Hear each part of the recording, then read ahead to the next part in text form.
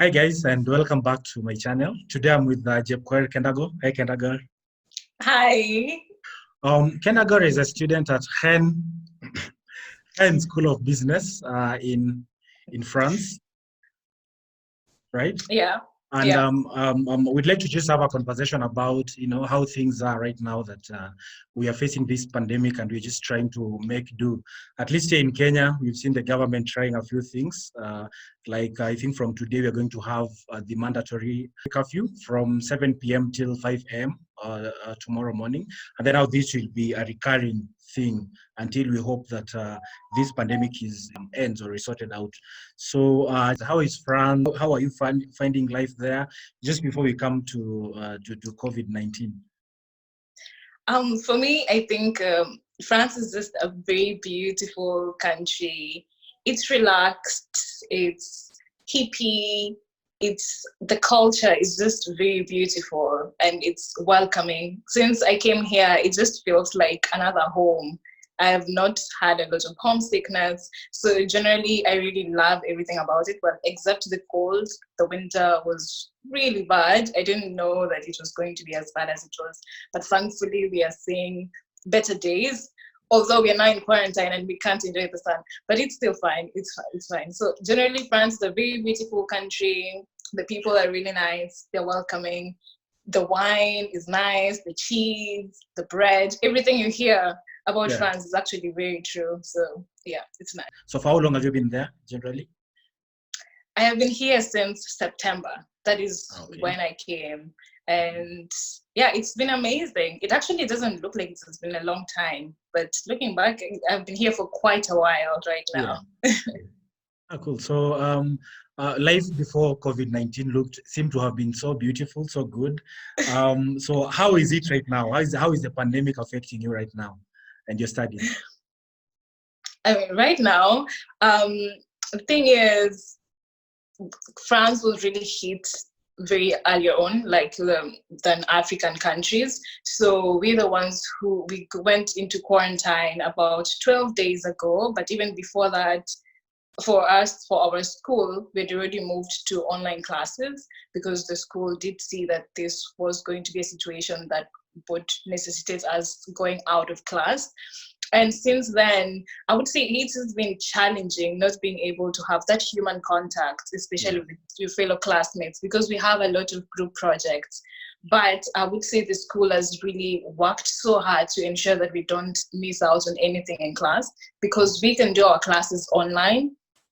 And it's really interesting, to even do presentations through an online platform. The teacher is there and everyone is in their own room, but you're doing your presentations from there. So it's sort of helped us, or it's forcing us to, improve our teamwork skills, because at this point you can't say that, only one person is going to do this. Everyone has to do something, because at the end of the day, your grade is at stake, because you still have to do exams.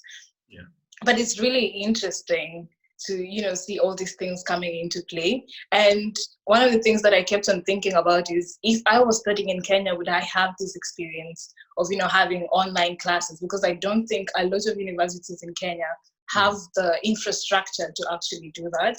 And I am grateful to actually say that my studies have not really been disturbed because of this pandemic. But I can only imagine about other students who are not able to have this kind of infrastructure, or their schools are not able to handle this, how it's really affecting their studies. So it for me, it's not really much of a challenge except for the human contact and not going to the library. I'm one person who likes going to the library. Is one of my favorite places. And not being able to do that, it's hard, but you have to make do with the situation that is there. How do you communicate with other foreign students? I'm assuming that you also have other foreign students with whom you came from Kenya. So how do you communicate? How do you interact at this time? Because you are in the same country, almost living within close proximity, but then now you're not able to interact quite as much as you would have been able to. Actually, fun fact, I am the only Kenyan in my school. Okay.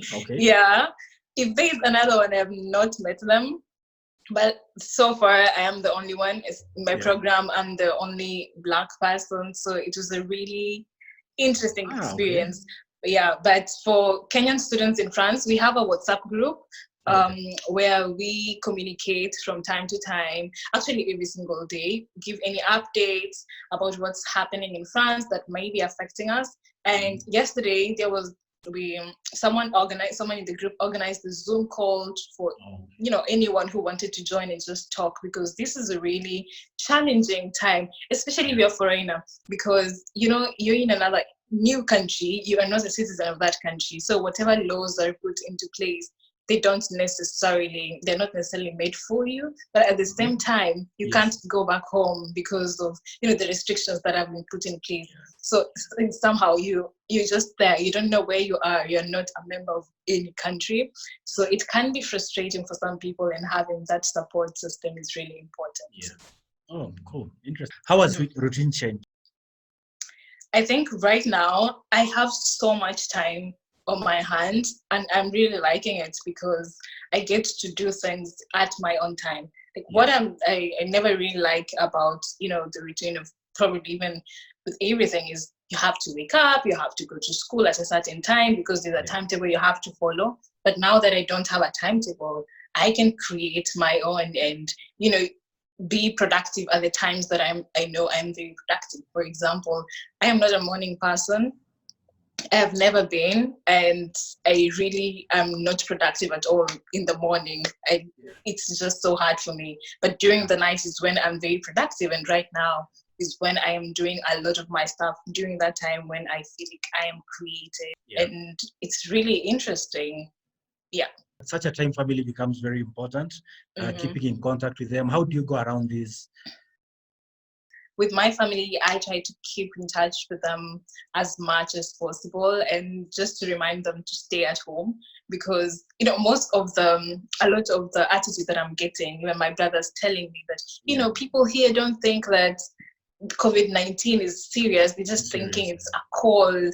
But I'm telling them, if it was just a cold, I would not be quarantined. People need to take this seriously, and just reminding them that they need to follow what the government is saying, because I am feeling firsthand what is happening, and they shouldn't listen to all these rumors going around that this is not serious, this is not serious. No, it is a serious situation. And I think that everyone has to chip in and do their part if we are going to get out of all of this in one piece. So maybe compared to how you're worried for them, are they also worried for you in the same measure, or do they feel like they're better off compared to yourself because you're in France? No, obviously they're very, very worried, especially the first days when the virus really kicked France. I would get daily updates. Where are you? What is happening? Are you still going to class? You shouldn't be going to class. It was they were more worried for me than I was because I was the one here and I was seeing the situation at hand. But for people back home, you just hear things from the news, which can be a little bit depressing, because the news, they really, sometimes they go really in and hard, and it makes people really worried. So people back at home are definitely, I think they are more worried than I am, because anytime someone text me, even people I normally wouldn't talk to, they'd be like, hi, are you okay, are you doing fine, tell me you're safe. People are really worried because you're seeing all these numbers in France, and I mean, psychologically, someone will just think, oh, I know this person in France, maybe maybe they're being affected or something. No, I'm safe. I'm staying in my house, and when I go out to even do shopping, I'm practicing social distancing. So there's no need to worry. Okay, so back to studies now. How do you think maybe COVID-19 is going to change the way now maybe people study? Do you think it's going to have an impact for the future? Yeah, definitely. I do think so.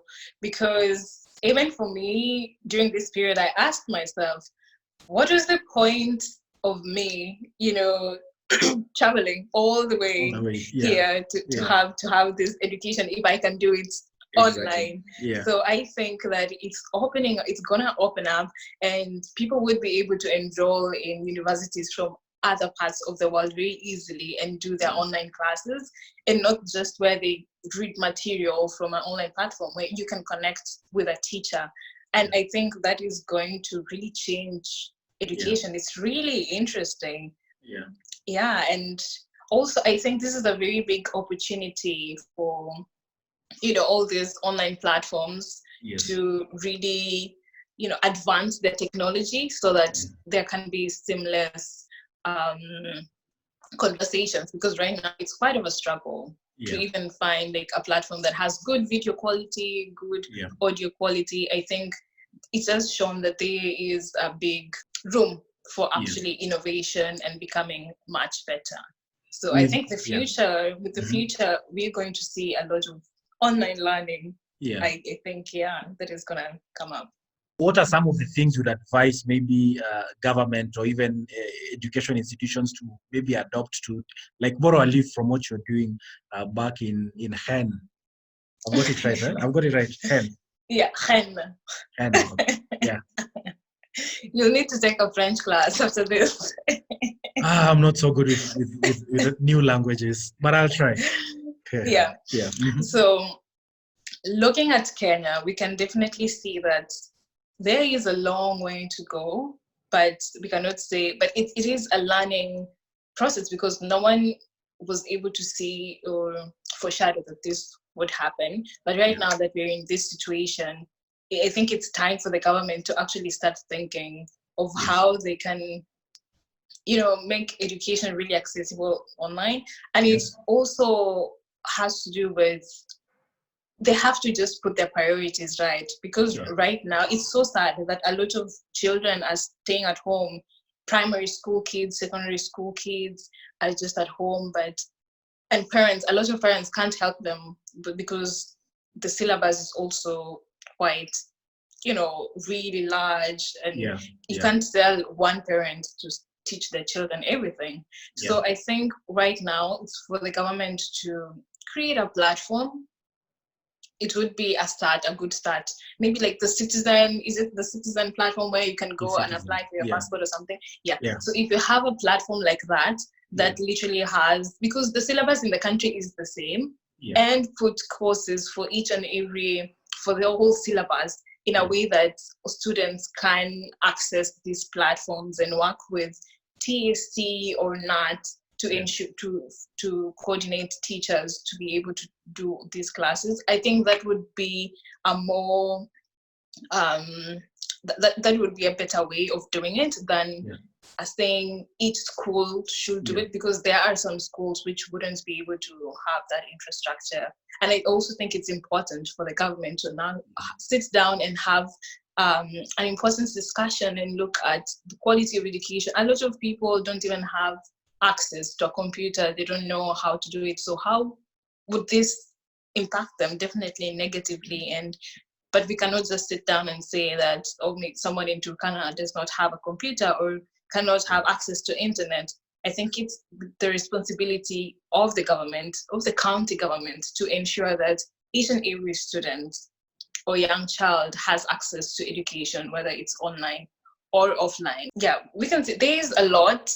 When it comes to, there's a lot that can be done, but we cannot say that it cannot be done. There is a possibility, or there is room for innovation and doing it. It just needs, we just need the government to take it upon itself to do better for its citizens, because it needs to. And definitely also in terms of the internet infrastructure, ensuring that, number one, internet is available virtually everywhere, and then it is affordable. Because right now it is not really affordable, right? True, we have so many smartphones, but then you can barely use internet before it's run out. While at least I know in France right now, internet is available, so you're not having challenges with that. You don't have to worry about, it's going to run out anytime now. I think that's one of the things that, and the thing is, when you move to a developed country, such kinds of things, you actually forget that it is a problem in a country like Kenya. Because for me, for example, I since I came here, I don't have to, worry about data or Wi-Fi, because if I go to school, it's there. If I come to my house, it's there.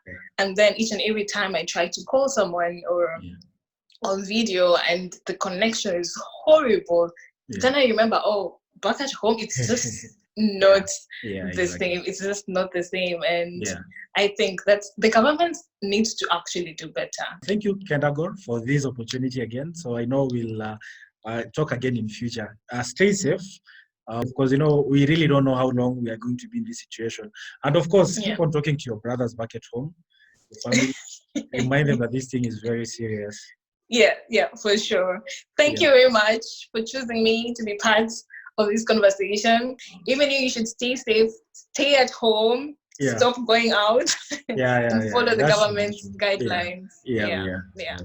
Thank you so much, Kendagor. See you soon. Okay, you're welcome. See you.